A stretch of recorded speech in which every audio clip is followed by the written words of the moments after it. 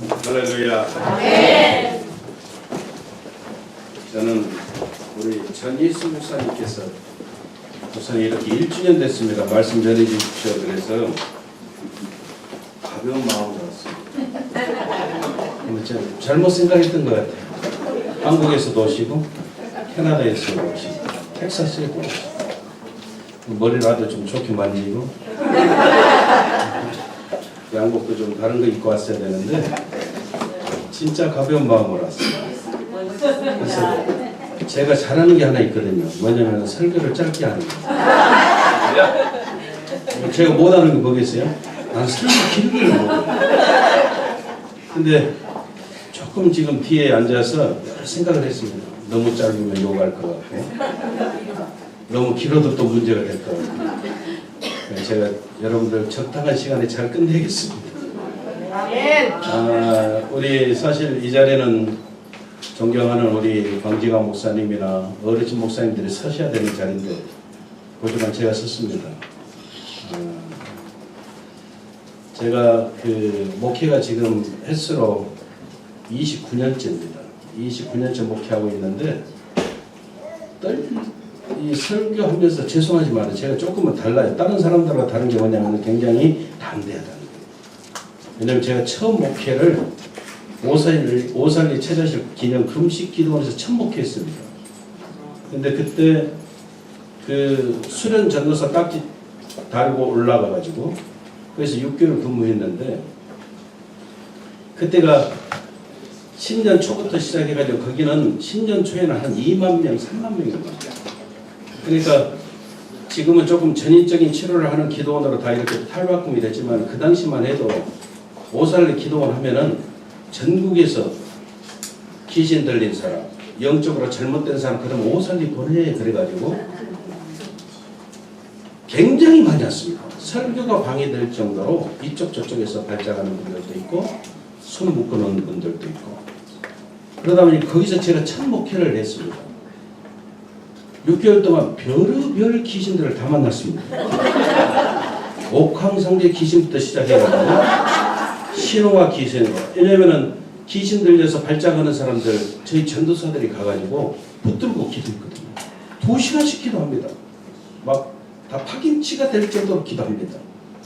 근데 그러다 보니까 막 다른 전도사들도 그렇고 목사들도 그렇고 막 사로잡히는 일들도 있습니다. 그래서 무서워서 못 가. 근데 하나님 저한테는 참 담대함을 주셨어요. 발작하면 오히려 제가 그냥 혀를 이렇게 내밀고 막 떨거리는 거예요. 팍 치면서 예수 이름으로 들어가! 그걸 제가 떨어본 적이 없는데 오늘은 조금 떨립니다. 왜냐면 설교를 너무 짧게 내가 만들어 봤거든요. 할렐루야. 여러분 예수 믿는 저와 여러분들의 트레이드 마크는 나는 어디 가든지 이 말을 꼭 합니다. 웃음입니다. 기쁨입니다. 기쁨. 웃어야 돼. 웃어야 돼. 따라해봐. 웃음도. 실력이다. 진짜 실력. 제가 주일날 설교했어요. 여러분 사람을 이렇게 기쁘게 만드는 재주를 가진 사람들이 있습니다. 유머가 있는 사람들. 그러자 그 사람 가면은요 분위기가 달라지고 그 사람이 가면 인기가 있습니다. 사람을 재밌게 하는 것이 여러분 어떻게 보면 탤런트입니다. 아멘. 요즘은요 유머 있는 사람을 뽑습니다. 어디 가든지 환영받습니다. 회사에서도 유머 감각이 있는 사람들 오히려 채용합니다. 근데 유머 감각 이렇게 가진 사람도 대단한데 더 대단한 사람이 누구냐면 옆에서 웃어주는 사람. 이게 진짜예요. 이게 진짜. 아직도 두 사람이 안 웃고 있어.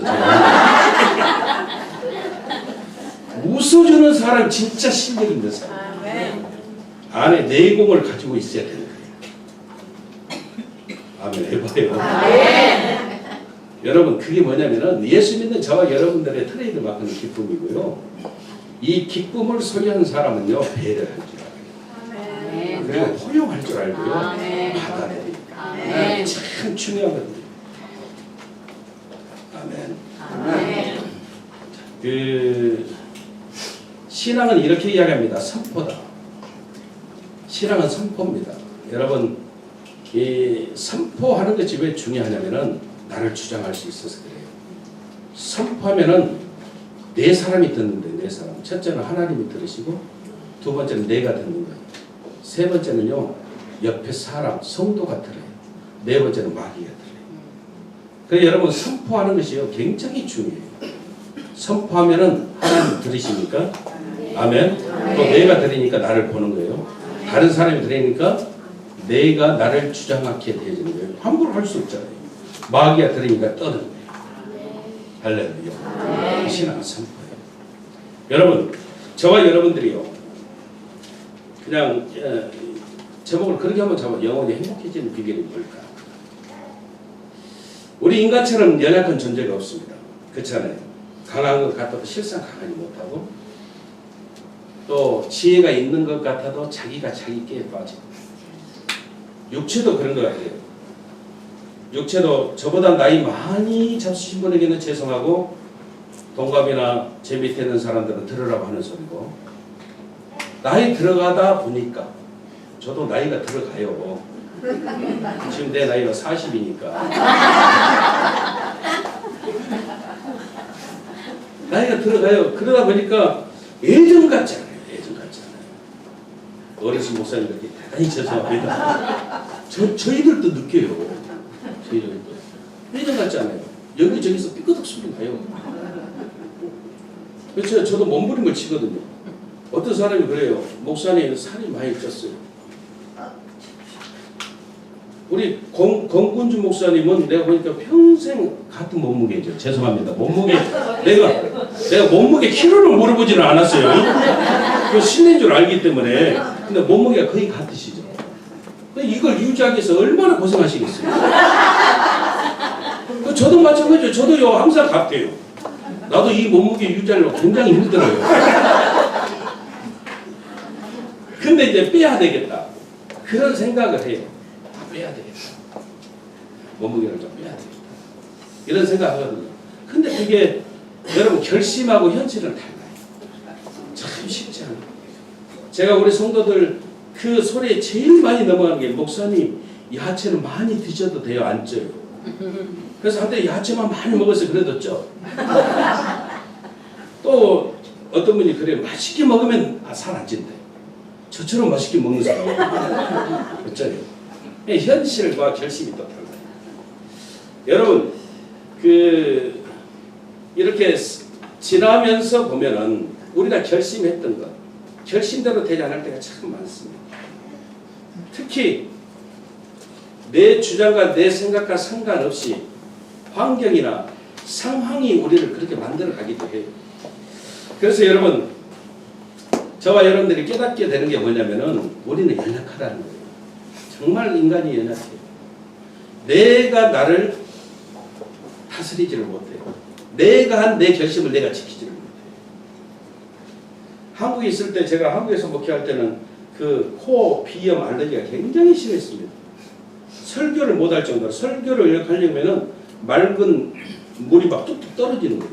그러니까 이거 설교를 못할 정도로 그렇게 막 별의별 약을 다 먹어보고 코를 찢어보고 수없이 많은 방법을 했어도 제가 이 코와 알러지를 고치지를 못했어요. 근데 제가 뉴욕에 온 지 18년 됐는데 미국에 와서 저는 알러지가 사라졌어요. 미국에 와서. 미국에 있는 분들 제일 고통이 알러지 때문에 고통이잖아요. 근데 저는 없어요. 병원에 가서 알러지 있으세요? 저는 전혀 없습니다. 장담했거든요. 근데 몇 년 전부터 알러지가 하나 생겼어요. 그게 뭐냐면은 추위가 시작할 때 막 추워버리면 괜찮아요. 근데 추위가 시작할 때 기분 나쁠 때 있잖아요. 예를 들어서 벤치 의자에 앉았는데 엉덩이 부분이 차게 싸게 느껴지면서 조금 기분이 싹 안 좋을 때 이 정도 날씨가 되면은 저는 어김없이 두드러기가 생겨요. 그래서 이게 심해지면은 온몸에 두드러기가 생겨요. 그러면 어떻게 해야 되냐면은 약 하나를 먹고 빨리 뜨거운 물 속에 들어가든지 아니면 전기장판 틀어놓고 그 안에 들어가야 돼요. 그래야 한 2시간 있어야 이 두드러기 싹 사라져요. 추위 알러지가 생겼어요. 그냥 절대 우리가 여러분 이 육체를 장담할 줄 못된다 이 말이에요. 우리 약해요. 여러분 우리 몸이 아파봐요. 얼마나 힘들어요. 굉장히 괴롭습니다. 정말 힘들어요. 그런데 육체보다 더 중요한 게 뭐냐면은 이 이야기 하려고 그래요. 우리의 영혼. 여러분 영혼이 병들면요 육체의 아픔과는 비교할 수 없을 정도로 고통스럽고요. 힘들어요. 저는 우울증에 걸린 사람들을 봤어요. 이 사람들은요 소원이 뭐냐면 잠을 푹 한번 자보고 싶어요. 불면증 그런 거 있잖아요. 잠을 잘 못 자. 그리고 우울증에 걸린 사람들은 늘 마음이 비참해요. 그래서 죽고 싶은 거예요.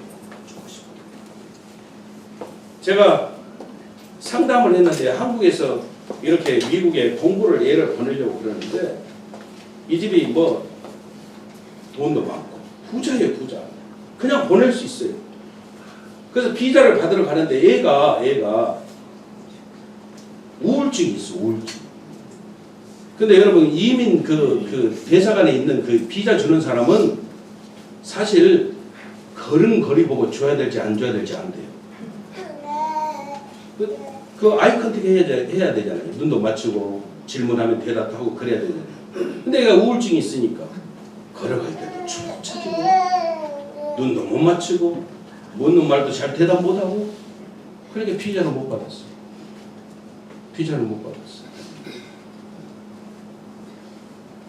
여러분 저와 여러분들이 다시 한번 생각해봅니다. 영혼이 무너져 버리면 우리 삶의 균형이 무너져요. 엄청나게 힘들어지는 거예요. 여러분 따라 한번 해보세요. 육체의 구원보다 더 중요한 것이 영혼의 구원이다. 아멘. 그래서 우리 영혼이 행복해져야 돼요. 우리 영혼이 행복해져야 되는데 그 행복해지게 만드는 비결이 있다는 것이에요. 그게 뭐냐면 첫째가 바로 오늘 성경에 다 기록되어 있는 내용이지만은 믿음이에요. 여러분 믿음이 우리의 영혼을 행복하게 만들어요. 인생 살아가면서 가장 중요한 것 중에 하나가 바로 믿음입니다. 우리가 관계를 맺고 살아가는데 관계가 다 깨어지는 게 뭐냐면 바로 믿음 때문에 그래요. 믿지 못하면 깨어지는 거예요. 관계가 박살이 납니다. 여러분 부부관계도 제일 중요한 게 뭐예요? 신뢰 아닙니까? 믿음 아닙니까? 이 세상에서 제일 불쌍한 여자가 누구냐면 자기 남편을 믿지 못하는 여자예요. 제일 불쌍한 남자는 자기 아내를 믿지 못하는 남자예요. 몇 년 전에 한국에서 그런 일이 있었습니다. 혹시 기사 생각나시는 분 알 겁니다. 아내가 너무너무 미워. 너무너무 미운 거예요. 그러니까 아내가 좋아하는 음식에다가 살충제를 조금씩 뿌렸다가 들통나서 잡혀간 아주 못된 남편이 있었어요. 여러분들 감사하세요. 여러분들의 남편은 절대 그러지 않잖아요. 그래 여러분 생각해 보세요. 누군가가 나를 믿어준다? 내가 믿는다? 믿을 수 있다는 것이 축복이에요. 이 축복입니다. 축복. 여러분 믿음이 그렇게 중요해요. 근데 인간관계에서도 이렇게 믿음, 신뢰가 중요한데요. 더 중요한 믿음이 하나 있잖아요. 그게 뭐예요? 우리가 하나님 믿는 거예요. 하나님 믿는 믿음이에요. 이 믿음이 있어야 우리의 영혼이 행복해질 수 있어요. 영혼의 만족, 영혼의 기쁨은 하나님 안에서 가능한 거예요. 그래서 하나님 믿는 믿음을 통해서 저와 여러분들이요 행복을 소유하는 거예요. 우리가 심각하게 고민해야 됩니다. 예수 믿는데 하나님 믿는 믿음, 이 믿음이 여러분 내 안에 채워지지 못하고 있다고 한다면 이건 정말 우리가 심각하게 고민해야 돼요. 영혼의 깊은 만족, 기쁨, 이게 바로 믿음을 통해서. 여러분 사람은 쾌락을 좋아하죠. 근데 쾌락은 잠시 잠깐입니다. 왔다가 사라지는 게 쾌락입니다. 계속 가는 것 없습니다. 여러분 배고픔도 그렇잖아요. 한 번 밥 먹으면 배고픔이 해결되는 건 아니잖아요. 영원히 아니잖아요. 또 여러분 배고픔 해결되는 거 그건 잠시 잠깐이에요. 또 좀 지나면 배고파지는 거예요. 그래서 쾌락이나 이런 배부름 이런 것은요 절대 영원하지 않아요. 중요한 것이 뭐라고요?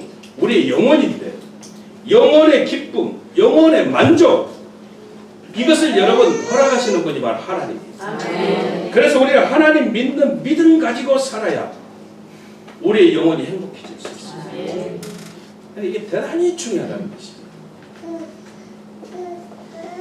두 번째 한번 생각해 보는 게 뭐냐면은 영혼을 행복하게 만드는 것이 소망이에요.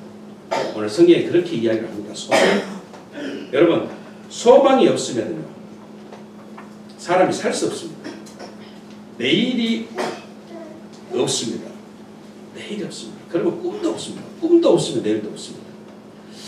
그 꿈이라고 하는 게 참 중요하거든요. 우리 교회 장로님이 한 분이 의사예요. 의사. 한국에서 병원 원장을 이렇게 하시다가 이번에 우리 교회로 완전하게 이민을 오셨어요. 1년에 항상 서너 차례씩 이렇게 오시는데 이제 완전하게 이민을 오셨어요. 왜 이민을 왔냐면 얘들 둘이 다 여기서 의대를 다니고 있어요. 그리고 어머니가 들어와 계시고 이 형제들이 6남매인데 5남매가 미국에 다 들어왔습니다. 그리고 4남매가 우리 교회 다닙니다. 그 가족만 14명이에요. 그리고 이제 한 막내가 한국에 있는데 그 막내가 11월 달에 또 인터뷰합니다. 그럼 이제 걔도 들어오는 거예요. 그럼 다 들어와요. 다 들어와요. 근데 권사님이 이제 6남매를 뒀는데 큰아들이 의대를 갔습니다. 의대를 갔습니다. 그리고 둘째, 셋째, 넷째 아들 사형제를 낳고 5번째 애를 낳았는데 아들 하나, 딸 하나 쌍둥이를 낳았습니다. 그래서 6남매가 됐어요. 근데 너무너무 가난하니까. 큰아들 의대 보내는 게 쉽지 않잖아요. 그러니까 둘째, 셋째, 넷째가 형 가르치기 위해서 자신들이 대학 가야 되는 나이에 일을 했습니다. 그래 나중에 이제 형이 대학을 졸업하고 의사가 된 다음에 늦게 대학을 갔습니다. 아무튼 형이 의사입니다. 근데 공교롭게도 둘째가 셰프입니다. 요리사. 여러분들 대한항공 갈 때 기내식 드시죠? 여기서 갈 때 그 우리 교회 안수입사가 대한항공 기내식을 만듭니다. 우리 안수입사님 만든 기내식을 여러분들이 드시는 거예요. 존 F 케네디 공항 거기에 근무하고 있습니다. 이 둘째가 셰프가 됐어요. 셋째가 셰프가 됐습니다. 지금 셋째도 뉴욕에서 요리사로 있습니다.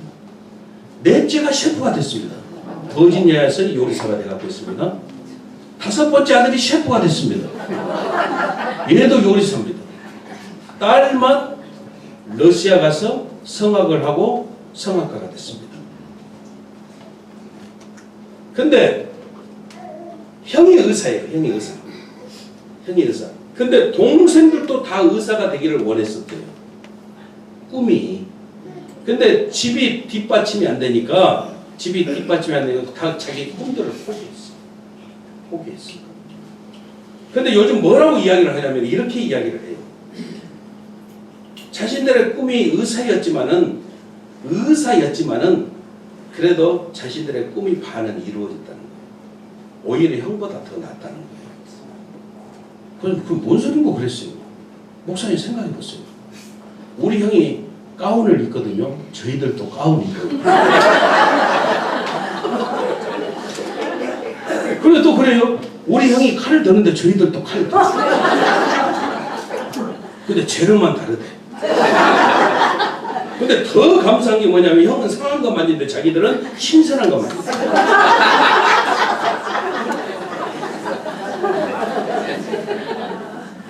여러분 이 꿈이라고 하는 게 이렇게 사람들을 훨씬 여러분 기쁨으로 또 감사함, 만족함으로 채울 수 있어요. 그래서 여러분 저와 여러분들이 알아야 됩니다. 우리가 삶을 살아가면서 미래를 향한 꿈이 없는 사람이 누가 있어요? 다 있죠. 더 나은 삶을 향한 꿈, 자식들에 대한 꿈. 이 꿈도 정말 중요하죠. 그러나 진짜 아름다운 꿈이 뭐냐? 그건 여러분, 저와 여러분 천국을 소망하는 거예요. 아멘. 우리 예수 믿기 때문에 그래요. 여러분 천국 소망 이거 없으면 우리가 어떻게 살아요? 어떻게 살아요? 우리가 예수 믿게 되어진 것은요, 자다가 일어나서도 벌떡 무릎 꿇고 앉아서 감사해야 될 점입니다. 이것처럼 큰 축복이 어디 있어요? 이것처럼 큰 축복이 어디 있어요? 이게 여러분 그냥 예수 믿게 된 겁니까? 예수 믿어지는 것 자체가 성령의 역사 아닙니까? 성령의 역사예요. 저희 어머니 권사님이 제일 처음에 예수를 믿었습니다. 그리고 제가 한참 이 꿈을 펼칠 그 나이 때 우리 집이 쫄딱 망했어요. 아버지가 그 보증을 잘못 서셔가지고. 제가 강주 출신입니다. 근데 강주에 있던 양옥집 다 뺏겨버리고 은행에 뺏겨버리지. 도저히 강주에서는 창피해서 살 수 없어서 서울로 올라왔어요. 그래서 응암동 달동네에 처음 살았던 집이 12가정 사는 달동네에서 살았습니다. 아침에 화장실 때문에 전쟁을 해야 되는 그런 달동네에서 살았습니다. 그때 제가 군대 갔어요. 군대 갔습니다. 자세한 뭐 여러 가지 스토리가 있는데요. 이거 다 이야기할 수 없고. 군에서 제가 제대했습니다. 제가 뭐 해야 되겠어요? 가정을 세워야 되잖아요. 가정을 세워야 돼요. 근데 우리 어머니가 그러는 거예요. 내가 너를 하나님께 드렸다. 그게 뭔 말이요? 하나님께 드렸다는 거예요, 나를. 그러면서 신학교 가라는 거예요. 나는 도대체 그게 이해가 안 됐어요. 왜? 물론 어머니가 나를 낳으셨지만 나하고 사진 한 번도 안 하고 하는 거예요. 근데 우리 어머니가 너무 고생을 하셨기 때문에 어머니 말씀을 제가 거역할 수가 없었어요. 그래서 어머니하고 조건을 제가 딱 하나를 만들고요. 어머니가 포기할 수 있는 조건이에요. 그걸 설명해 주면은 어머니 제가 신학교 가겠습니다. 그랬어요. 그러면서 이야기한 게 뭐냐면 세 가지 물어봤어요. 어떻게 흙으로 사람을 만들어? 참 유치하게 물어봤어요. 어떻게 동정녀가 애를 낳아? 어떻게 죽은 사람이 사흘 만에 살아나? 이거 엄마가 그럼 나한테 내가 납득이 되도록 설명 한 번만 해주면 돼. 그럼 신학교 갈게. 우리 어머니가 그러시는 거예요. 그렇게 갑작스레 질문을 하니까요. 한참을 생각하시다가 딱 저한테 그 질문에 대한 해답을 주시는 거예요. 뭐라고 이야기를 하시냐면 지금은 내가 너한테 자세히 설명할 수 없지만 예수 믿어지면 네가 알게 돼요.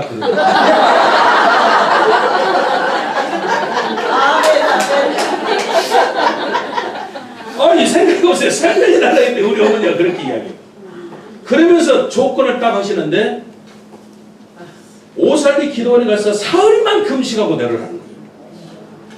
그러면은 이제 네가 직장 가지려고 하냐 직장 가도록 그렇게 해주겠다는 거예요. 그래서 오살리 기도원에 갔어요. 남자가 사흘 굶는다고 죽겠냐? 그 진짜 제가 여러분 사흘을요 굶식했어요. 뭐 했다고? 네, 금식이 아니고 굶식. 정말 굶었어요. 굶었어요. 그리고 내려왔어요. 근데 아무것도 내가 본 것도 없고요. 받은 것도 없고. 어머니가 물어봐요. 응답 받았냐? 나는 본 것도 없고 받은 것도 없고. 그리고 열심히 직장을 구하려고 다니는 거예요. 직장을 구하려고요. 근데 우리 어머니가 항상 제가 이력서를 이렇게 써들고 이제 군 제대하자 말이야. 사흘 그러니까 갔다 온 것밖에는 시간이 지나지 않았는데 이력서를 이렇게 쓰고 막 이쪽 저쪽에 막 저냥 직장 잡으려고 가는 거예요. 그러니까 나갈 때 우리 어머니가 꼭 그렇게 이야기를 하셨습니다. 내 눈 콕 찔러봐라 네 직장 되는가. 그 소리 듣고 항상 제가 직장 구하려고 했어요. 근데 직장이 되긴 해도 조건들이 조금 안 맞는 조건이 막 생기는 거예요. 저보고 뭐 예비를 인도할 수 있냐? 내가 어떻게 예비를 인도해요?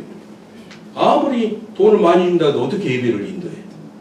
이런 조건들이 막 이제 뭐 교회에서 뭐 소개해주는 뭐 그런 어떤 직장도 있고 그러다 보니까 막 그러는 거예요. 그러고 있는데 어머니가 마지막으로 저한테 딜을 했습니다. 5일만 금식 한 번만 더 해라. 그러고 나서는 더 이상 이야기 안 합니다. 그리고 제가 올라갔다가 4일째 금식하면서 제가 예수님을 만났어요. 아무튼 제가 이 이야기하는 것은 다른 것 아닙니다. 저와 여러분들이 분명하게 깨달아야 되는 거예요.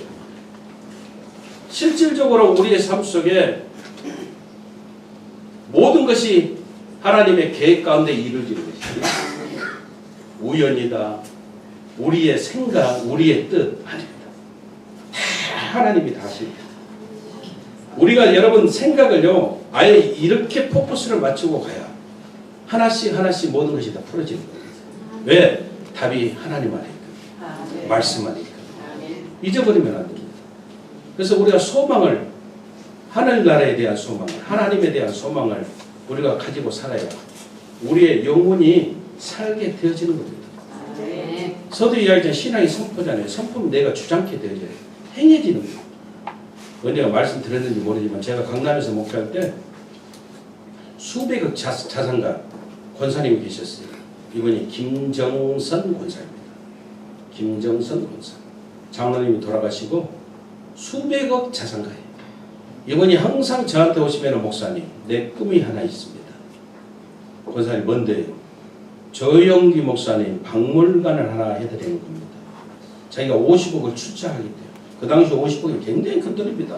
지금도 큰 돈이지만은 근데 50억 출자를 자기가 해서 조영기 목사님 박물관을 기가 막히게 만들어 드리는 게 자기 꿈이래요. 그래서 제가 이것을 이게 다 보고까지 다 했어요. 우리 권사님 한 분이 이렇게 이야기를 하고 계신다. 그래서 저는 그 권사님을 볼 때마다 언제 50억을 내실 것인가 이것만 기다리고 있는 거예요. 근데 1년이 가도 안 오시고 1년 2개월이 가도 안 오시고 제가 여의도 순복음교회는 2년마다 이렇게 교구를 로테이션 하거든요. 이제 제가 좀 있으면 교구를 떠나야 되는데 이분이 안 오시는 거예요. 그래서 기다리다가 물어봤어요. 권사님. 근데 이게 다 보고까지 해놨어요. 언제 50억 하실 거예요? 조영기 목사님 박물관 언제 하실 거예요? 그랬더니 목사님 조금만 기다리세요. 다 됐대요. 다 됐대요. 또 기다렸어요. 그랬더니 2개월이 또 지났어요. 그래도 아무 말씀이 없으셔요. 그러고 났는데 저한테 연락이 왔어요. 권사님이 쓰러졌다. 권사님이 쓰러져서 영동 세브란스 병원에 급하게 이제 입원을 했는데 그 소변이요. 소변이 이게 그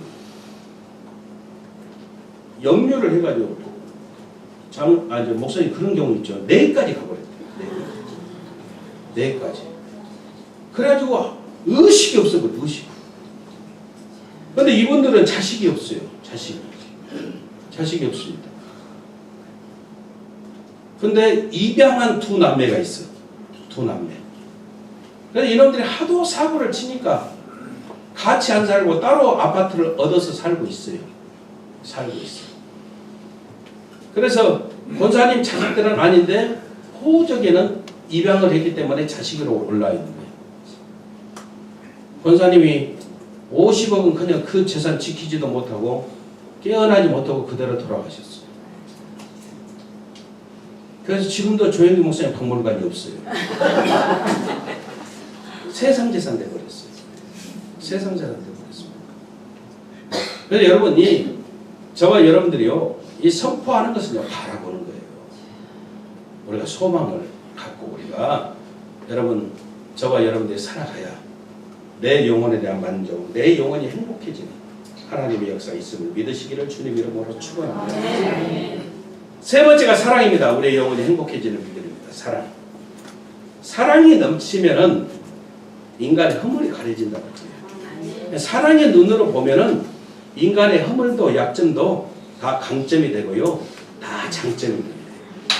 내가 사랑해봐요. 다 좋잖아요. 아멘 해봐요. 그렇잖아요.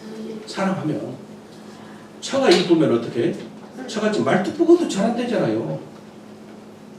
이게 맞는 것 같아요. 맞는 것 같아요. 그래서 사랑이라 하는 게요. 여러분 정말로 중요해요. 사랑이 없으면 우리 인생 자체가 삭막해지는 거죠. 정말로 여러분 거칠어지는 거예요. 거칠어지는 거예요. 행복이라 하는 것이 꼭 돈이 있어서 행복한 것은 아닙니다. 건강하다고 행복한 것 아닙니다. 여러분 내 자녀들이 잘 되는 것이 얼마나 좋아요. 그러나 자녀들이 다 잘 된다라고 해서 진짜 우리가 행복할 수 있다? 그것도 아닙니다. 그러면 우리 인간이 언제 행복하냐? 그건 여러분 저와 여러분들이요 사랑을 주고 사랑을 받고 이럴 때 진짜 행복한 거예요. 사랑을 줄 수 있을 때.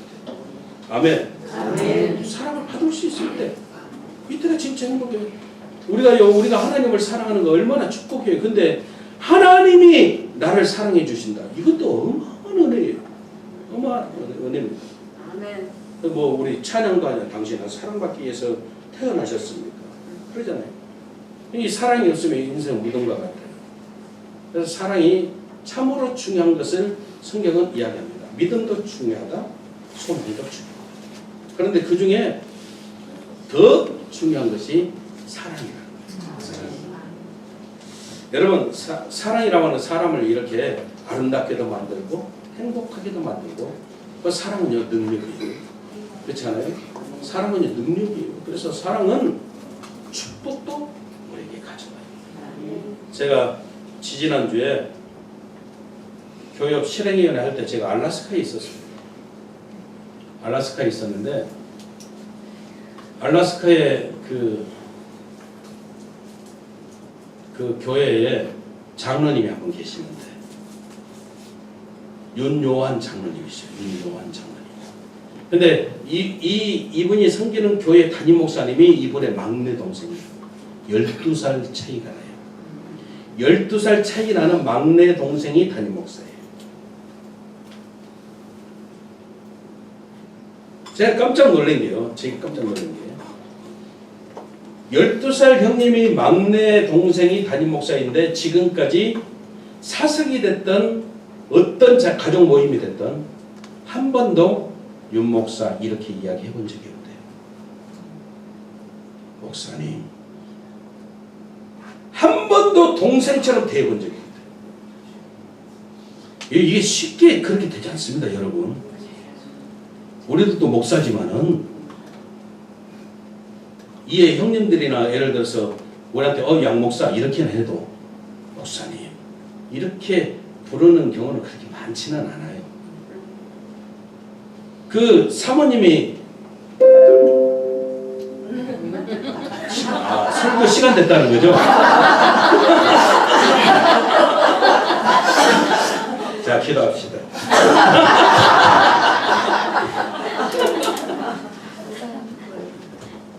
그 사모님이 막내 동서잖아요. 막내 동서. 그분에게 형수님에게는 막내 동서예요. 근데 교회에서 봉사를 하는데 사모님한테 그 형님이 혼나면서 봉사를 하더라고요. 혼나면서. 권사님 그렇게 하면 안 되지. 그러면서 사모님이 혼을 내면서 근데 그 장로님이 너무 이렇게 겸손하게 섬기셔서 제가 그 장로님하고 좀 이야기를 했어요. 장로님 자제분은 몇 두셨어요? 제가 그랬더니 사람에도 아들 하나에 딸 셋이래요. 아들 하나에 딸 셋. 가보가시다고. 저도 딸 하나에 아들 둘입니다. 3남매 뒀습니다. 그러면서 이런저런 이야기를 하고 아무튼 그 장로님이 저한테는 인상이 참 좋았어요. 근데 나중에 깜짝 놀랐어요. 왜 깜짝 놀랐냐면 그렇게 동생 목사님한테도 헌신적으로 섬기고 정말 최선을 다해서 주의 종들을 섬기고 같이 갔던 주의 종들 총회 실행위원회가 있었기 때문에 한 30명 실행위원들 목사님들이 갔거든요. 근데 헌신적으로 그렇게 잘 섬기고 그래서 인상이 참 깊게 좋은 인상을 가졌어요. 근데 나중에 다른 목사님이 이야기를 해주는데 저한테 이렇게 이야기를 하더라고요. 그분이 4남매를 뒀는데 둘은 입양했다는 거예요. 본인이 낳은 자식은 아들 하나 딸 하나 낳고 큰딸 막내딸이 입양된 아이라는 거예요. 근데 자녀들을 얼마나 잘 가르쳤더니 아들은 장로님의 사업을 지금 이어받고 있고, 본인이 낳은 딸은 회계사이고, 입양한 큰딸은 초등학교 선생님이 돼서 알라스카에서 그렇게 선생님을 하고 있고, 막내딸은 LA에 큰 회사에 취직이 돼서 LA 가 있다. 근데 장로님이 한 달에 한 번 LA를 간대요. 왜 가셔요? 사업차? 아니요. 그 딸도, 그 막내딸도. 제가요, 제 마음 가운데 그런 생각이 들었어요. 참, 주의종들이 30명이 갔거든요. 그래서 그분의 섬김을 받았어요.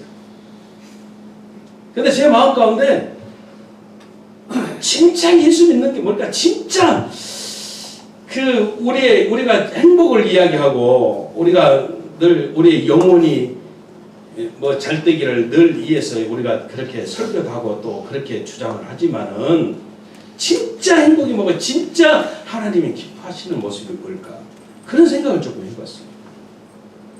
저는 그분 보면서요, 마음 가운데요, 너무 제가 막 그분 앞에서 막 외세해지는 것 같고 부끄럽고 막 그렇거든요. 하나님이 이번에 복을 엄청나게 주셔갖고요, 앵커리지 근처에 땅이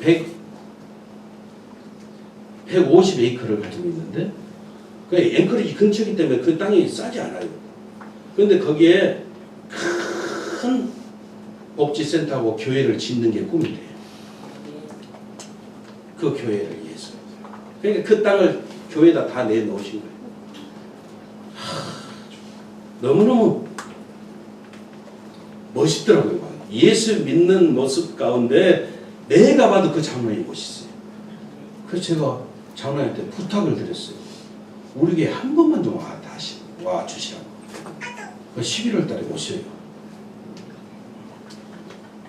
한 번만 좀 와 주시라고. 그럼 내가 집에 와서 우리 집사람한테 그랬어요. 우리도 2명 입양하자. 그러려다 말았어요. 이게 쉬운 일이에요, 여러분. 쉬운 일이에요. 절대 쉬운 일 아니에요. 우리가 들으니까 대단하다, 참 귀하시다, 우리 이렇게 하지만은 막상 우리에게 이 문제가 던져진다면 여러분 진짜 기쁨으로 이 일을 감당할 수 있는 모습이 몇 명이나 될까요? 우리 영혼이 중요하다고 말씀을 드렸어요.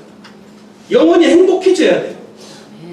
그 비결을 성경은요, 그냥 간단하게 우리들에게 던져주시지만 이 안에 모든 답이 있어요. 믿음, 소망, 사랑,